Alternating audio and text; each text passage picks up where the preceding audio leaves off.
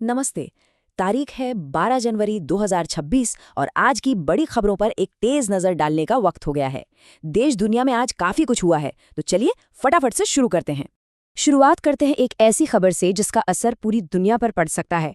Iran और America के बीच तनाव एक बार फिर से बढ़ता दिख रहा है। और अपने देश में दिल्ली में तो भाई सर्दी ने सारे रिकॉर्ड तोड़ दिए हैं। पारा लुढ़ककर 3 डिग्री पर आ गया है, जो पिछले 13 सालों में सबसे कम है।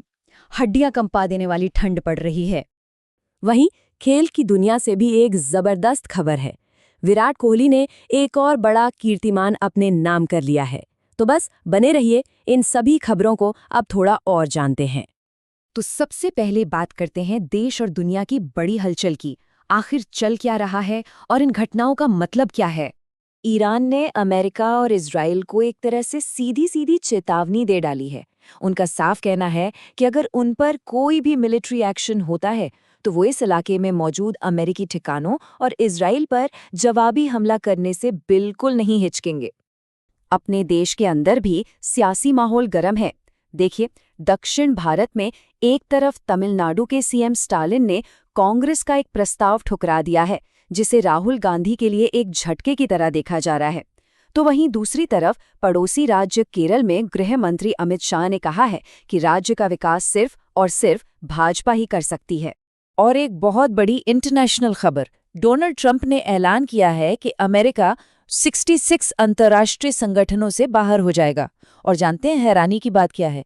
इस लिस्ट में भारत और फ्रांस की पहल से बना इंटरनेशनल सोलर अलायंस भी शामिल है।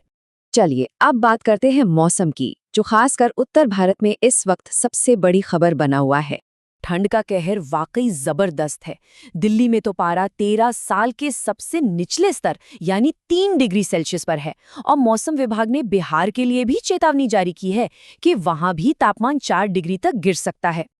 और देखिए, इस ठंड का असर हर जगह है। उत्तर प्रदेश में इतना घना कोहरा है कि विजिबिलिटी 50 मीटर से भी कम है, जिससे सड़कों पर चलना मुश्किल हो गया है।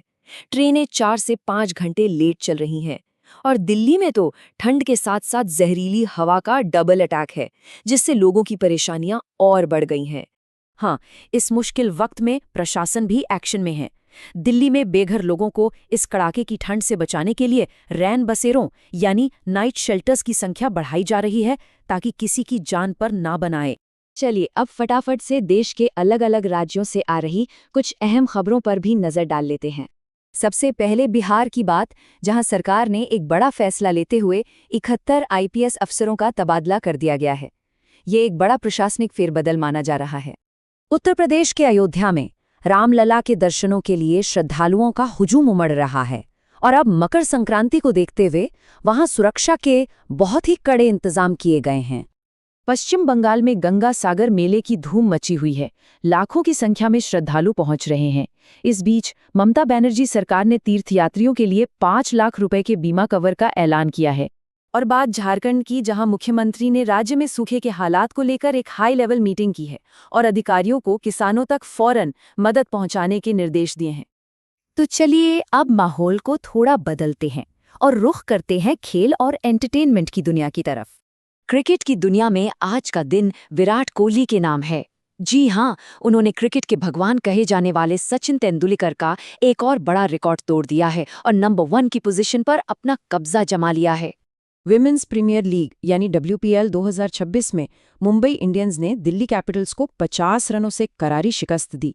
और इस मैच की असली हीरो रही नंदिनी शर्मा, जिन्होंने हैट्रिक लेकर एक नया इतिहास रच दिया। और आखिर में ग्लैमर वर्ल्ड से एक झलक, प्रियंका चोपड़ा और निक जोनस ने गोल्डन ग्लोब अवार्ड्स 2026 के रेड कार्पेट पर अपनी शानदार मौजूदगी दर्ज कराई। तो ये थी आज की कुछ बड़ी सुर्खियां। एक तरफ दुनिया में बढ़ता तनाव, दूसरी तरफ देश में मौसम की मार और खेल के मैदान पर बनते नए रिकॉर्ड्स।